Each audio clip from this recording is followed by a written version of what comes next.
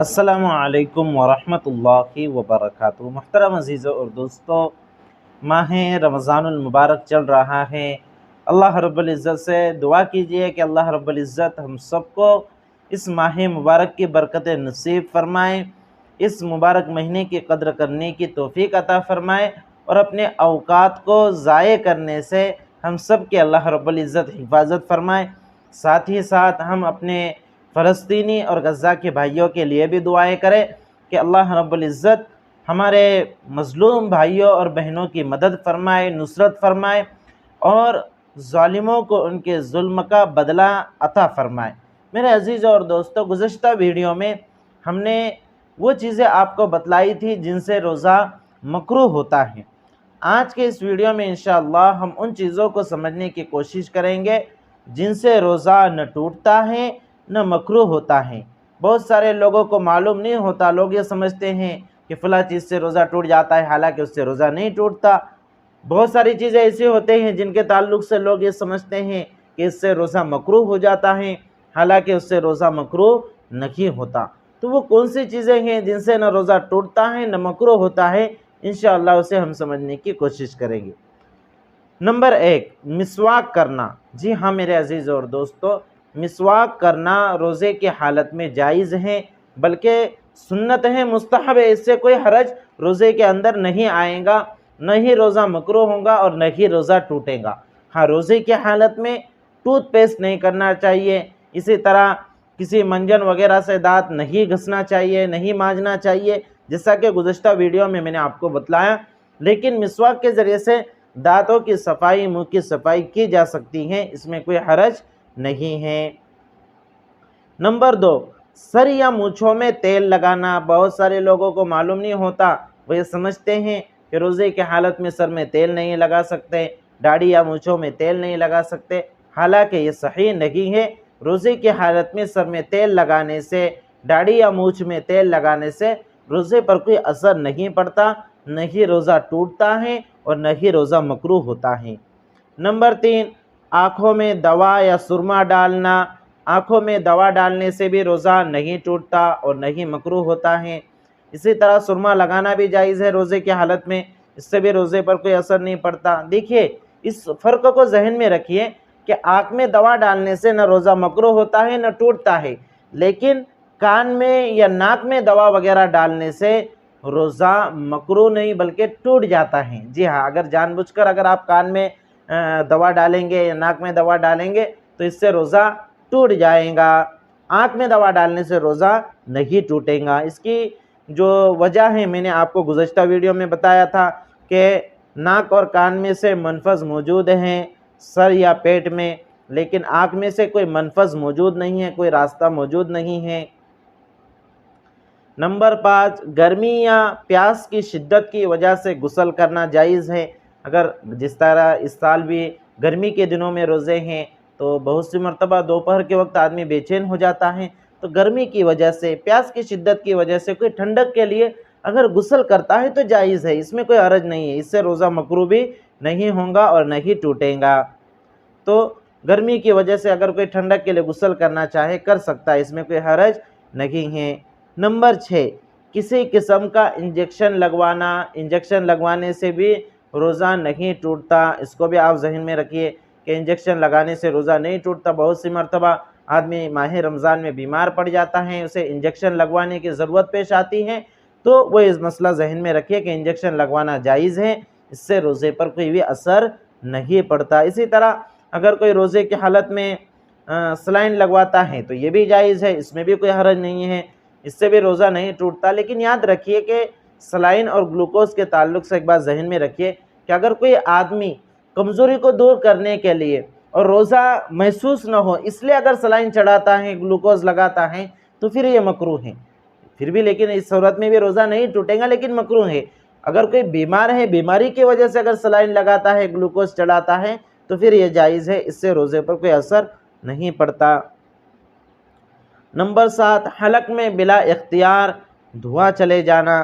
حلق میں بغیر اختیار کے دھواں چلے گا، اگر جان بوجھ کر دھواں لے کر جاتا ہے تو اس سے روزہ، میں نے آپ کو بتلایا تھا گزشتہ ویڈیو میں کہ اگر کوئی شخص جان بوجھ کر حلق میں دھواں لیتا ہے جیسے بیڑی سگریٹ وغیرہ سے، تو اس سے روزہ کیا ہو جائے گا؟ ٹوٹ جائے گا۔ لیکن اگر بلا قصد و ارادہ اگر دھواں چلے گیا حلق میں تو اس سے روزہ نہیں ٹوٹتا۔ اسی طرح گرد و غبار چلا گیا حلق میں، آدمی سفر کر رہا تھا، ٹو ویلر پر جا رہے تھے، تو کسی جگہ پر قریب سے کوئی بڑی گاڑی چلی گئی، اس نے گرد و غبار اڑا دیا اور وہ ناک کے راستے سے یا منہ کے راستے سے حلق میں چلا گیا، تو اس سے بھی روزے پر کوئی اثر نہیں پڑے گا، اس لیے کہ یہ آدمی کے اختیار میں نہیں ہے۔ اسی طرح کبھی ایسا ہوا کہ مکھی وغیرہ آدمی کے حلق میں چلی گئی بلا اختیار، تو اس سے بھی روزے پر کوئی اثر نہیں پڑتا، روزہ نہیں ٹوٹتا۔ نمبر 8، کان میں پانی بلا ارادہ چلے جانا، بغیر ارادے کے کان میں پانی چلا گیا تو اس سے بھی روزہ نہیں ٹوٹے گا اور نہ ہی روزہ مکروہ ہوگا، لیکن احتیاط کرنا چاہیے غسل وغیرہ میں بھی کہ کان میں پانی نہ جائے، اندر پانی نہ جائے، باہری حصے میں پانی جائے تو اس میں کوئی حرج نہیں ہے، اور اگر کوئی جان بوجھ کر پانی ڈالے گا تو پھر روزہ ٹوٹ جائے گا۔ نمبر 9، خود بخود قے آ جانا، خود بخود الٹی ہو جانا۔ اگر آدمی کو خود بخود الٹی ہو جائے کسی بیماری وغیرہ کی وجہ سے تو چاہے منہ بھر کر قے ہو جائے، اس سے روزے پر کوئی اثر نہیں پڑتا، روزہ نہیں مکروہ ہوتا ہے اور نہیں روزہ ٹوٹتا ہے۔ ہاں اگر جان بوجھ کر قے کی ہے اور منہ بھر کر قے ہوئی ہیں تو پھر اس سے روزہ ٹوٹ جائے گا۔ نمبر 10، سوتے ہوئے احتلام یعنی غسل کی ضرورت ہو جانا، روزے کی حالت میں کوئی سو گیا، اس سے احتلام ہو گیا، غسل کی ضرورت پیش آ گئی، تو اس سے بھی روزے پر کوئی اثر نہیں پڑتا، نہ ہی روزہ مکروہ ہوتا ہے اور نہ ہی روزہ ٹوٹتا ہے۔ بہت سارے لوگ یہ سمجھتے ہیں کہ احتلام ہو گیا تو اس سے روزہ ٹوٹ جائے گا، تو ایسا کچھ بھی نہیں ہے۔ دیکھیے نمبر 11، اگر خواب میں یا صحبت کرنے کی وجہ سے غسل کی ضرورت پیش آ گئی اور صبح صادق ہونے سے پہلے غسل نہ کیا اور اسی حالت میں روزے کی نیت کر لی تو روزے میں کوئی خلل واقع نہیں ہوگا۔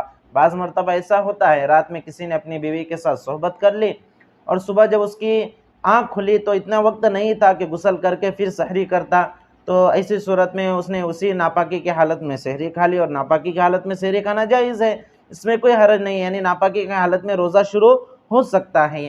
یا پھر کبھی ایسا ہو گیا کہ رات میں اس کو احتلام ہو گیا، غسل کی ضرورت پیش آئی اور صبح اس کے آنکھ دیر سے کھلی کہ غسل کرنے کا ٹائم نہیں تھا، اس نے سحری کر لی اور روزے کی نیت کر لی، تو ایسی صورت میں اگر اس کا روزہ ناپاکی کی حالت میں شروع ہوتا ہے تو اس سے روزے کے اوپر کوئی اثر نہیں پڑتا اور نہ ہی روزہ مکروہ ہوتا ہے۔ تو میرے عزیز اور دوستو، یہ ان باتوں کو آپ اپنے ذہن میں رکھیے۔ نمبر 12، اگر بیوی کو اپنے خاوند یا نوکر کو اپنے مالک کے غصے کا قوی اندیشہ ہو تو کھانے میں نمک چکھ کر تھوک دینا مکروہ نہیں ہے۔ کل میں نے ویڈیو میں آپ کو بتلایا تھا کہ اگر کوئی بلا ضرورت نمک چکھ کر تھوک دیتا ہے تو یہ مکروہ ہے، لیکن اگر کسی کا خاوند، کسی کا شوہر، کسی کا ہسبینڈ بہت زیادہ ظالم ہے، ڈینجر ہے کہ وہ باریک باریک بات پر اپنی بیوی، اپنی وائف کو پریشان کرتا ہے، تو اس کی وائف یا وہ جو بیوی ہیں جو کہ روزے دار ہے، روزے کی حالت میں کھانا پکا رہی ہیں، تو وہ نمک چیک کرنے کے لیے زبان کے ذریعے سے نمک چکھ سکتی ہے، لیکن چکھ کر اس کو نگلے نہیں بلکہ اس کو تھوک دے، تو اگر وہ ایسا کرتی ہے تو اس کے لیے نہ یہ مکروہ ہے اور نہ ہی اس سے اس کے روزے پر کوئی اثر ہوگا۔ اسی طرح اگر کوئی نوکر ہے، کسی کے لیے وہ کھانا پکاتا ہے، اگر اس کا مالک جو ہے وہ اگر زیادہ اس کے اوپر ظلم کرتا ہے، باریک باریک باتوں پر اس کو پریشان کرتا ہے، کھانے میں وہ تھوڑی بھی کمی زیادتی برداشت نہیں کرتا، تو ایسی صورت میں وہ نوکر بھی کھانے کا نمک چیک کرنے کے لیے اگر زبان سے چکھتا ہے اور تھوک دیتا ہے تو اس سے اس کے روزے پر کوئی اثر نہیں پڑتا۔ تو میرے عزیزوں اور دوستو، یہ تھی وہ چیزیں جن کے تعلق سے اکثر و بیشتر لوگ ناواقف ہوتے ہیں۔ ان میں سے بہت ساری چیزوں کے تعلق سے لوگ یہ سمجھتے ہیں کہ اس سے روزہ ٹوٹ جاتا ہے، بہت ساری چیزوں کے بارے میں یہ سمجھتے ہیں کہ اس سے روزہ مکروہ ہوتا ہے، حالانکہ ایسا کچھ بھی نہیں ہے۔ ان چیزوں کی وجہ سے جو میں نے آپ کے سامنے گنوائی، نہ روزہ مکروہ ہوتا ہے نہ ہی روزہ ٹوٹتا ہے، تو آپ ان چیزوں کو اچھے سے سمجھیں، اپنے ذہن میں رکھیے اور اپنے دیگر دینی بھائی بہنوں کو بھی شریعت مطہرہ کے احکامات بتلائیے، اور مجھ عاجز کے لیے بھی ماہ رمضان میں خاص طور سے نام لے کر دعا کیجیے۔ السلام علیکم ورحمۃ اللہ وبرکاتہ۔